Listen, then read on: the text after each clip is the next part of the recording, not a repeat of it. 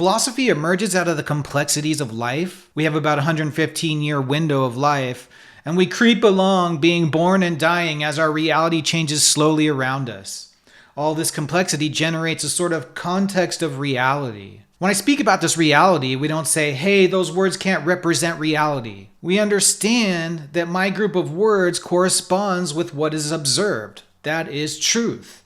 That's correspondence theory of truth. Today, people even question the notion of correspondence theory. They might say truth is whatever is useful at the time. That to me is one of the failures of ordinary language. Not that people might pursue unnecessary theories of truth, but that people will use words to pretend that something like correspondence theory, which is just foundational to daily function, is somehow untrue or unnecessary. Whatever it is, ideals or physical reality, correspondence has to be the first rule. We can't even get to theories of justice, utility, freedom, universality, if we can't even agree that an apple is an apple.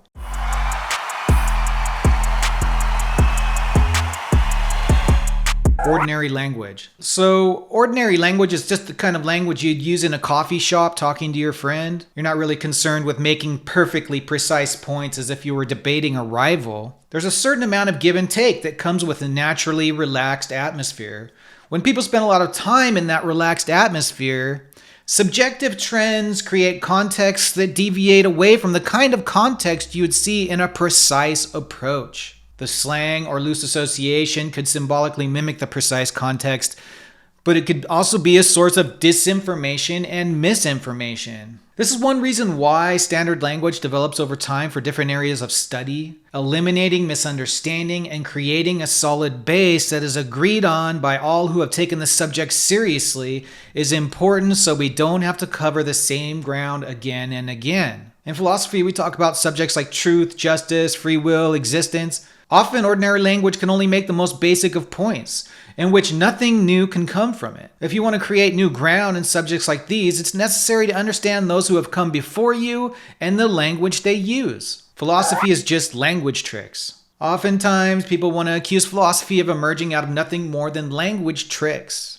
I think it's important to understand where language does play a role in opening unnecessary voids that agents can fall into for no necessary purpose. I think deflationary theory does a good job of pointing some of this out. When I say it's true that an apple is red, it's not necessary really to say it is true. You can just say the apple is red. When you form a proposition, you're forming a statement that can be affirmed or denied. So the truth value, if you take correspondence theory as a given, the truth value or the ask for truth is already loaded into the proposition. So I do kind of think deflationary theory goes overboard in claiming truth doesn't exist or truth isn't necessary or truth is a language trick for everything because of this one example or examples like this.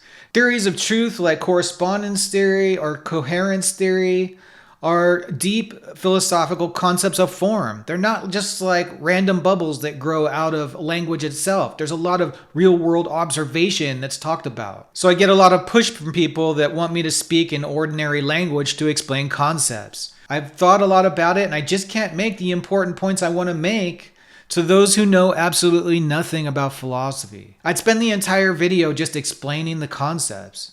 That being said, if I dug into a level where high-level academics might become interested, that wouldn't appeal to hardly anybody because that's a very esoteric group of specialists. The higher you go in the specialty, the smaller the group becomes that would be attracted to it.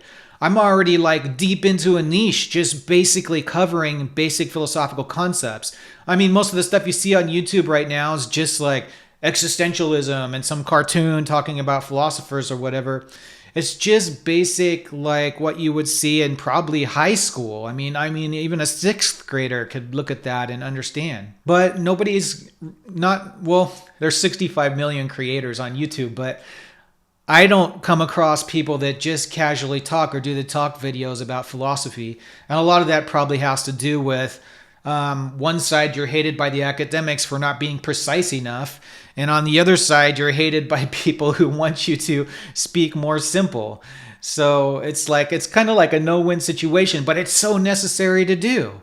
So I'm just facing it head on. I just feel like there's going to be a very small group of people that will cleave onto this. And it's probably going to be people that in their early 20s, maybe 30s that are just moving away in their lives and want to start a phase of like introspection and understand the world and people, and they're just thinking like this, and this might nudge them to study philosophy casually. And that's kind of the whole idea of this channel, and it just seems like the world needs that right now. The world is so in need of a solid philosophical foundation, and I say universality is that foundation, universal humanism.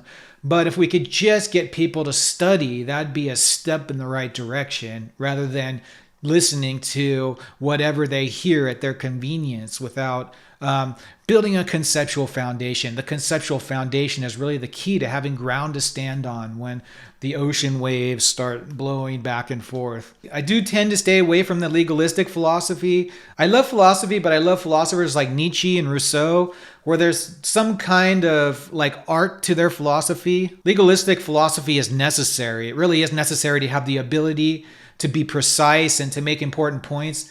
It's just a bit masochistic and not something I would deep dive into on YouTube. I just want to make the point: ordinary language can't make precise philosophical points all the time. Sometimes it's enough. I'd say more than often it's not. Learning the terms to reach the midpoint is not really a lot of learning. A short effort for 6 months and you'll understand enough about the language that you won't have to look things up anymore. And that's where I want you guys to be. Just take the time to look things up. Start with the Greeks, study the Greeks, and the Greeks won't really push you into a lot of modern terms, but you can study like Stanford's website, philosophical website's amazing, and just an Oxford dictionary or the Oxford Dictionary online, and just read through it. Honestly, I read through it like 5 times already, just to be exposed to everything that's out there. Anyway, if you guys like this kind of philosophical subject matter, help us out by liking the video and subscribing to the channel.